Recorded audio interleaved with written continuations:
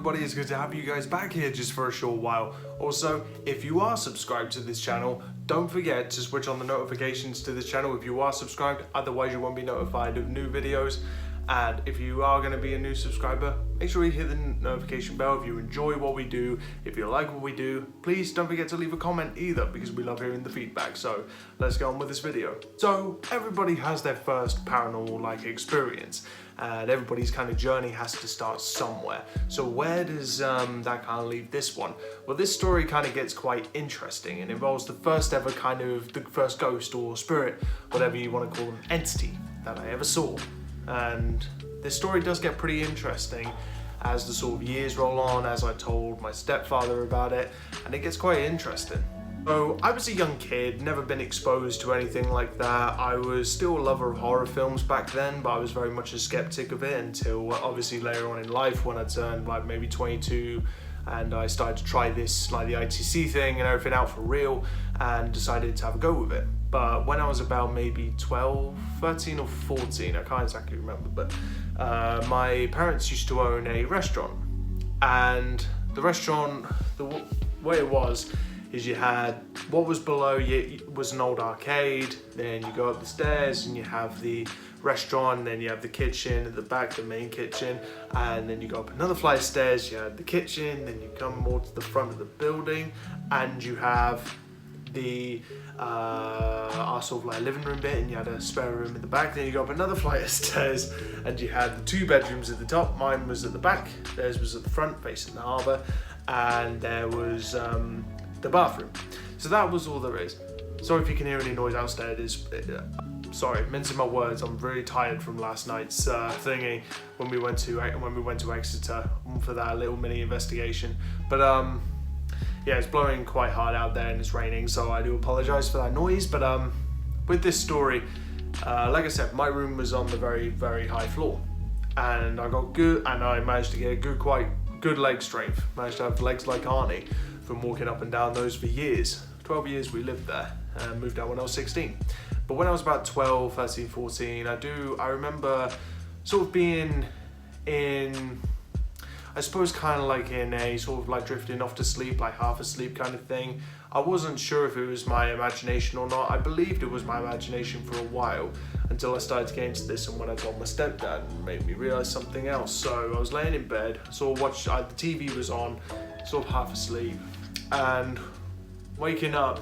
So now my bed is, if I can show you on camera, my bed was here, and you had a window just there, the front door just over there, my door. And when I was laying in bed, I sort of looked up, looked to the left of me, and there's a lady stood there. There's a lady in what looks like, it's a sort of a night dress, a long, very flowy night dress, but it didn't look like anything that was from the from around modern times. But this thing, she was only illuminated just a little bit by the TV, and she was sort of radiating her own sort of natural light. It wasn't bright, but it was bright enough for me to see, and it was all flowy, and I couldn't see much of the arms or anything, but she was kind of looking at me, and and if I could gauge how close she was, I'll show you. This is how close she was.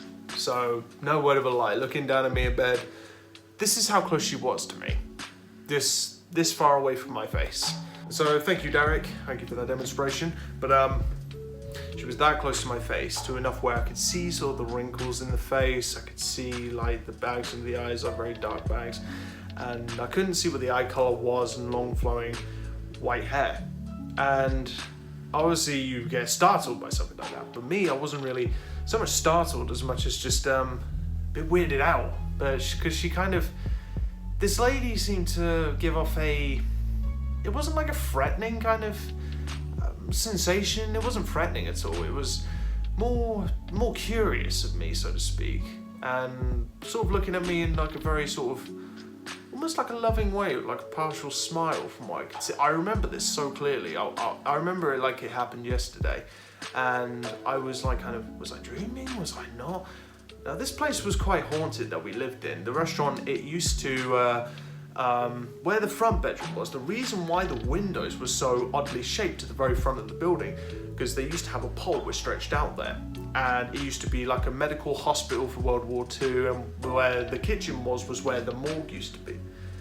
I think there was a morgue there, or it was more like the hospital bit, but upstairs in the 2 bedrooms is where they would store the bodies. Now, we didn't find this out till much after we left, and those would be where the bodies would be stored, sort of like a makeshift morgue. And obviously it'd be very disgusting, because in the summer it would get very hot up there, and obviously heat rises and it'd be very disgusting. And you would know that if you live in a flat or an apartment, something like that. And she kind of, I don't know, it was just a very odd kind of, the energy wasn't bad, but I was unsure if it was my imagination or not. She kind of lingered there, sort of, it's only like maybe 4 or 5 seconds, but it felt like an eternity that she was there, just in front of my face. And I'm not sure if I blinked or whatever, or if she just disappeared, but she was just gone, just vanished. And so when the story gets a bit more forward, I remember I must have been, I think I was about 20 years old, and we were going from Devon back home to Reading, and yeah, going from Devon back home to Reading. And so when we were heading back there, I can't remember what we were heading back there for. My dad was not in the best of health at the time, and so we were driving back there, and like Paul was going to go see my stepdad Paul. He was going to go see his family and such. So we were going back to go see family and so on. And so we're driving back, and we're in the car, and it's a long drive, so maybe two and a half hours, maybe 3 hours, and we're just chatting, just making conversation in the car. And I was saying, you know, Mum said that she had like some paranormal experiences, you know, just seeing a man with like a tall man with a flat cap and like a long jacket with no collar, and she saw that man twice. And I was just like, have you ever seen anything, Paul? Do you believe in ghosts or anything like that? I asked him, have you ever seen anything? And he said, yeah, I have actually, in the restaurant. I was like, oh, what did you see? So, will you not believe it? It was the weirdest thing. I was laying in bed. Your mum was next to me, and I think I'm not sure. And he said, I think I was awake for this. I'm pretty sure I was awake. But so I woke up and just sort of looked up, and there's this woman in a long flowing gown, in a white gown, long flowing white hair, and could see like the details in her face and so on, and she was just stood there just staring at him. And that kind of shocked me, because I realised for all these years it wasn't my imagination. It wasn't my imagination at all. He saw the exact same thing that I did, the exact same entity. I was like, okay, this has to be real. If my stepdad has seen the exact same thing as me, I know I did not imagine this. So when Paul was telling me that kind of shook me quite a bit. That shook the living hell out of me.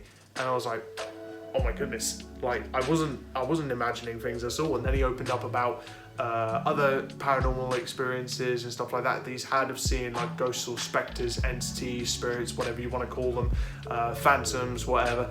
And when he was telling me about all the experiences he had when he used to own a pub back in the day. And so we started just conversating about all that kind of stuff, whether he believed in that kind of thing. And so I think maybe, especially from there, I was intrigued by the paranormal and ghosts and spirits and such like. But now, obviously getting into now, I'm nearly 25, and now I do this sort of next to part-time as a hobby. So this has been like a passion project, been a passion for me to try and show evidence and try and get evidence, obtain evidence of them speaking, talking, capturing images, which is quite hard, but that's kind of the thing that kicked it off. Will just be a quick little story time for you. So please let me know down below, what's your paranormal experiences? What was the first paranormal experience you guys ever had? Do you remember it vividly? Do you remember it well? If so, I'd really like to hear about it, or just tell me about it in an email, or give us a message on Facebook, and I'll be sure to get back to you and probably be sure to feature it at some point in a video, so I'd like to hear those. Don't forget, if you're subscribed, make sure you click the notification bell to receive notifications on the next uploads, and the most recent one, which I just uploaded about 3 hours ago. So I'll see you guys in the very next video, and I can't wait to hear your ghost stories. Bye.